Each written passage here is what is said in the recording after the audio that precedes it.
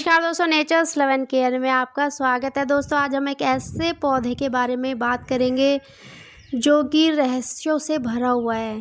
जो आप पौधा देख रहे हैं, गोल्डन शावर, जिसको कणिकोणा, मलयालम में इसको कणिकोणा बोला जाता है। और ये ओणम जो सेलिब्रेट किया जाता है, उसकी जो पूजा होती है इस फ्लावर के बिना इनकम्प्लीट मानी जाती है। ये सिंबलाइज करता है भगवान विष्णु को। जिस तरह से हर पौधे का कुछ ना कुछ अपना महत्व है, इम्पोर्टेंस है, उसी तरह से जो गोल्डन शावर है, इसको गोल्डन शावर ही इसीलिए बोला जाता है। जैसे कि आप देख रहे हैं कि किस तरह से येलो कलर के जो फूल है वो नीचे की तरफ झूल रहे हैं। ये जो कलर है इसका, ये बहुत ही सूदिंग होता है।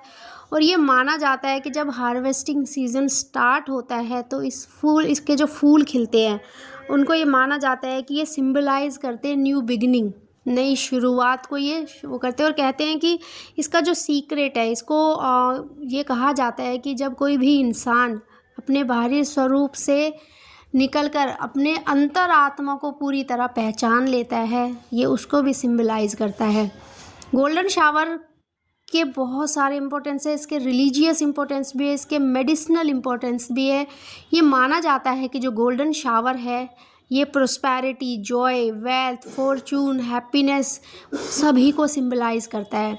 आपने देखा होगा ये पौधा जो आप देख रहे हैं इसमें पत्ते कम है और फूल ज़्यादा है। फूलों से ये लथपथ है और पत्ते इसमें ना के बराबर है। दोस्तों, हवा चल रही है और हवा में ये झूलते हुए छोटे छोटे झूमर जैसे अपीयरेंस वाले फूलों के गुच्छे बहुत अच्छे लग रहे हैं। कहते हैं कि जब ये फूल खिलते हैं आपके आसपास तो आपके आसपास का जो वातावरण है वो सकारात्मक हो जाता है, पॉजिटिव हो जाता है। ये पौधा अभी कुछ टाइम पहले बिल्कुल खाली था, ना इस पे फूल थे ना इस पे पत्तियाँ थी। लेकिन कुछ ही समय बाद देखा कि पत्तियाँ नहीं इस पे आ रही, लेकिन कली और फूलों के गुच्छे आने शुरू हो गए। इसी से पता चलता है कि ये सिंबलाइज करता है प्रोस्पैरिटी, सिंबलाइज करता है वेल्थ और हैप्पीनेस। गौतम बुद्ध जी जब अपने एनलाइटमेंट के लिए गए तब ये गोल्डन शावर भी उनका एक पार्ट रहा है। तो इससे ये सिंबलाइज होता है, इससे ये पता चलता है कि जब भी आप बाहरी दुनिया को छोड़कर अपनी अंतरात्मा को झांकते हैं, अंतरात्मा से पूरी तरह जुड़ने की कोशिश करते हैं, तो उसमें आपका साथ देता है गोल्डन शावर, जिसके काफ़ी सारे नाम हैं। इसको काफ़ी सारे नामों से जाना जाता है, लेकिन इसका जो मेन नाम है वो गोल्डन शावर के नाम से ही इसको जाना जाता है। या कह लीजिए केरला में ये स्टेट फ्लावर है और केरला में इसको कणिकोणा के नाम से जाना जाता है। दोस्तों, इस फ्लावर से जुड़ी बहुत सारी ऐसी कथाएं हैं, बहुत सारे ऐसे रहस्य हैं जो आपको चौंका देंगे। आपके आसपास अगर ये पौधा है, इसके फूलों को लाकर विष्णु भगवान को अर्पित कीजिएगा। ये विष्णु भगवान का पसंदीदा फूल है और बहुत इजीली आपको मिल जाएगा। पहले क्या होता था, पेड़ बड़े बड़े होते थे और बहुत कम होते थे, लेकिन अब पेड़ बहुत दिखाई देते हैं आसपास और छोटे छोटे पेड़ पौधों पर भी इसके फूलों के गुच्छे आपको दिख जाएंगे।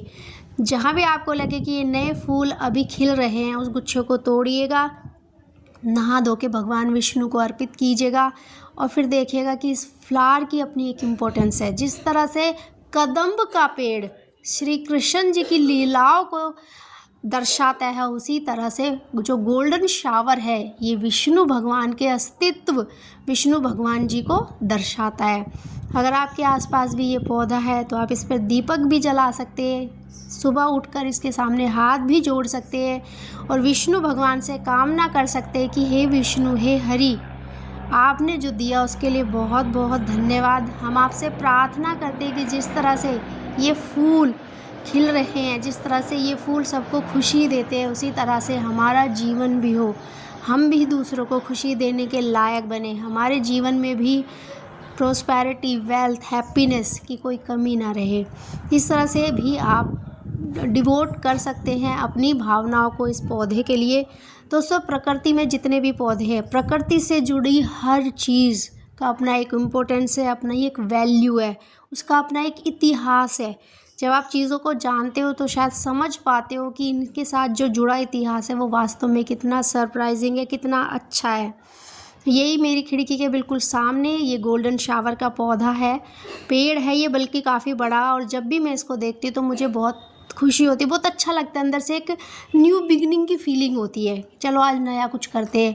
दोस्तों इसकी ये जो आप देख रहे होंगे, इसका ये जो फल है, इसके जो फल आप देख रहे हैं, ये अगर आप सूखने के बाद तोड़कर अपने कपड़ों में रखते हैं तो आपके कपड़ों में आपके जो कपड़े वो ख़राब नहीं होते। इस तरह से आप इन्हें यूज़ कर सकते हैं।